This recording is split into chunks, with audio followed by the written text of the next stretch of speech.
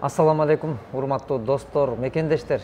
Биз бүгүн мындай сонун бир көзүрмем менен бөлүшкүм келип турат. Анткени себеби баягы жашоо адам келген соң Аллах Тааладан үмүт кылып, баягы жакшы өмүрлүк жарды сурайт экен жараткандан.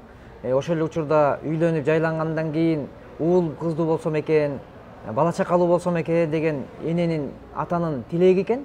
Бирок ошол тилектер орундалып, достор, анан минтип асказыбыз болгон ата кашыбызда турган, мээрим була болгон эне кашыбызда амандыгы тургандыгы бул ар бир бала үчүн чоң бакыт. Ошондуктан ошол балдардын жакшылыгын көрүштүк, бул ар бир ата эне үчүн чоң бактылуулук. Анан айтсаңыз байке, бүгүнкү күндө биз баягы себептүү дүйнө аламдабыз. Себепсиз бир нерсе болбойт, эми баардыгы себеби менен. Анан сиздердин бүгүнкү күндө ушул мындай көп адамдардын деги эле канча мусулман жан болсо ар биринин кыялы бул ушул сиз олтурган, ушул сиз бүгүн саякаттап, кыдырып, мындай бир жан дүйнөңүз чыргап турган Меккеге келүү ар биринин кыялы. Анан сиз бул Меккеге, ошол пайгамбарыбыз саллаллаху алейхи вассаламдын бул шаарына, Мадина шаарына, Меккеге сиз кандай жол менен, кандай себеп менен келип калдыңыз? Бисмиллахиррахманиррахим. Бул мындай болду. Биз кичинекей неберелерибизге сүннөт той бердик эле. Ошол тойдо 2 уулум, 2 кызым бар өзү. Анан ошол тойдо сюрприз кылып, той башталганда эле чыгып, ушул жака сертификат берди да бизге. Анан ойдо жок нерсе, ал сертификатты көрүп алып, андан чоң толкундоолор болду. Өзүбүз да бул жака барсак, ушул жака Алла насип кылса экен деп аябай тилек кылчу элек. Бул баягы күтүүсүздөн бир абдан жакшы белек болду да. Алла насип кылып, ушул Мекке ыйык, мусулмандардын ыйык жери болгон Мекке шаарына Кудай кааласа келип, зыярат кылып атырык. Сезимдер таза башкача. Кабаны көргөндө көздөн жаш өзү эле куюлуп атат. Ал жердин аурасы, касиети укмуш экен. Аллага чексиз шүгүр кылам, балдарыма ыраазымын. Ушинтип бизди сыйлаганына, урматтаганына, башка буларда ушинтип Алла насип кылып ушул жака келишсин. Кудай кааласа. Ушул жакшы эмелер. Мынакей достор, атанын жүрөгүндөгү сүйүнүч, кубаныч, ушул кубанычты кут кылсын жараткан. Анткени ошол мен дагы сиз айткандай ар бир атанын, эненин уулуна тилейм. Ошол ушинтип сиздерди урматтагандай кылып, деги эле ар бир уул, кыз урматтап, сыйлап ушинтип турса, демек биздин жашообузда сонун. Анткени Аллах Таала ыйык Куранда жазган, достор, кимде-ким ата энесин ыраазы кылган болсо, мен андан ыраазымын деген. Андыктан ата ыраазы, демек Кудай ыраазы, Кудай буйрса. Алла ыраазы болсун. Энеке айтсаңыз, бүгүнкү күндө мына ушундай эле баягы сиз ошол сертификатты береринде эле күтпөгөн турбайсыздарбы? Сезген жоксуз, билген жоксуздар эле? Жок, билген жокпуз. Биз ошо той бергенде деги андай күтүү болгон да жок бизде, оюбузда да болгон жок. Чынында ушинтип баягы неден эле көрүп эле суктанып, ушуна Мекке, мына Медина деген немеден көрүп калчу элек. Анан ошол күтүүсүз жерден болуп калды. Биз ошентип келсек, айткандай эле Мекке шаарында канчалык сыймыктана турган, канчалык Аллага ыраазы боло турган жерлер экен, кыдырып бүтпөй атырык. Мединада канча күн болдук, 3 күн болдук. Андан кийин эми бул жерде келип 11 күн турабыз. Ошонун ичинде эс алып атабыз, көрүп чарчаганыбыз, чалыкканыбыз жок болуп эле Аллага шүгүр кылып, канча пайгамбарын баскан из, канча бул жерден нелер өткөн жерлерди өтүп кубанычыбыз койнубузга батпай турат. Не дейин, мен балдар кыздарыма чексиз ыраазымын. Ушу 2 дүйнө ыраазымын. Балдарым, кыздарыма, неберелериме, жээндериме кагылып кетейин. Ушуларым бизди ойлоп ушундай жерге жеткизгенине Аллага 1000 мертеге шүгүр кылам. Ыраазымын. Ушундай толкунданып да турам, айта албай турам балдарыма, кыздарыма ушундай бизге белек тартуулаганына. Мынакей канча нени басып, биз өзүбүз сергип, өзүбүздүн өзүбүз кубат алып, чарчаганыбыз, чалыкканыбыз билинбей келатабыз.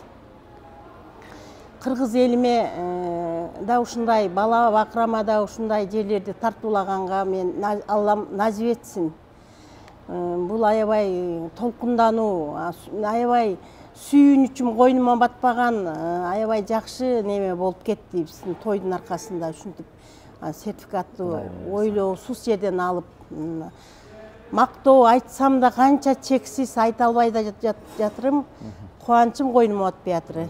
Кудай буйса, энеке. Рахмат ушу балдарыма. Кудай буйса, Алла разы болсун сиздерден. Ошондой мен да өтө кубанычтамын. Анткени бүгүн коомубузда мен да бир коомдук фондду жетектейм да. Анан бизде көп учурларда азыр сиздерди мен ушул бир маек курууну туура көрдүм. Себеби дегенде бизге көп адамдар кайрылат. Мисалы, балдарынан урматты көрө албаган ата-энелер кайрылат.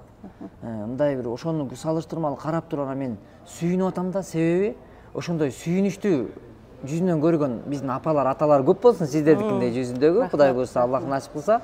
Ошон үчүн достор, мен дагы ой тилегим ушул. Анткени бул тасманын тартылуусунун максаты да ошол.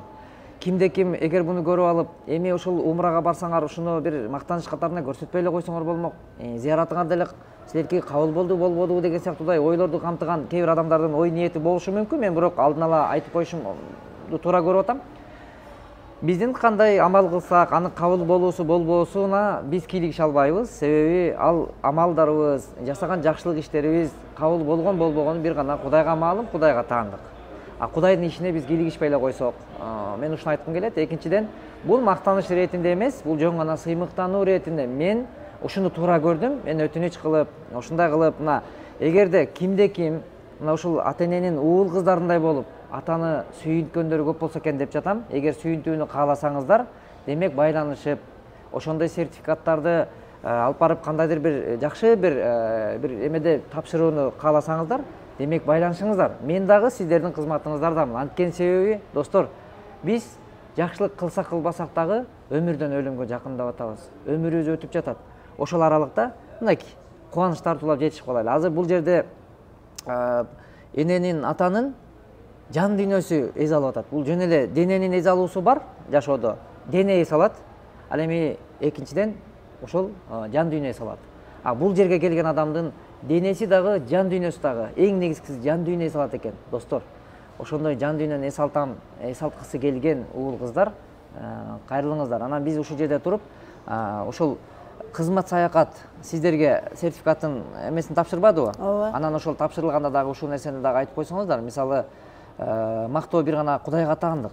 Ал эми ыраазычылык адам инсандан инсанга ыраазычылык болуш керек экен. Ооба. Анан ошого сиздер ошол кызмат саякат, мисалы умра компаниясына сиздердин ыраазычылыгыңыз. Компаниясына мен аябай чоң ыраазычылыгымды билдирип кетем. Мына Азамат деген бала ушу бизди жетектеген, жана эки баланын аты ким эле? Ыктыяр менен дагы бир балам. Эки бала үчөө бизди жетектеп, баарыбызга көзөмөлүн алып, биерге барсаң жатакана даяр, тиерге барсаң тамагыбыз даяр. Ар бир чыгарып пайгамбардын баскан истерине тоодогу, жолдогу баардыгына бизге үйрөтүп, мыногу мындай болгон, бунун жашоо андай болгон, мындай жерде мындай болгон деп бүттүгүн бизге сабак өтүп, ушундай жакшы бизди эс алдырды. Мен бул 3 балага чоң терең ыраазычылык менен рахматымды айтып кетем. Аман болгула, бар болгула, эч жамандык көрбөгүлө. Канча адамдан соо алып атасыңар, ушу сооңар өзүңөргө насип этсин. Рахмат, чоң рахмат. Анан мен айтам ушу балдарым менен кыздарыма, бизге кандай сый көрсөтүп атсаңар, силер да Кудай буйруп, уулдан урматтын көрүп, кыздын кызматын көрүп, бизди кандай сыйласаңар, силерге да Алла Таалам ушинтип кайтар дүйнө деп коет, ушу кайтар тиричиликте болот экен. Ата-энени сыйласаңар да, ата-энеге ороңдосоңор да, жаман мамиле кылсаңар да, кийин ушу кайтар дүйнө өзүңөрдүн балдарыңардан алат экенсиңер. Мен балдар кыздарыма терең ыраазычылык менен ыраазычылыгымды айтам, алтындарым. Ушундай биздин көзүбүздүн кареги менен айланып, олоң деген сөзүңөрдү уккан жокпуз, же мындай деп басып кеткен күнүңөрдү көргөн жокпуз. ымыркайыңардан келатасыңар, келаткандагы мүнөзүңөрдөн жаскан жоксуңар алтындарым.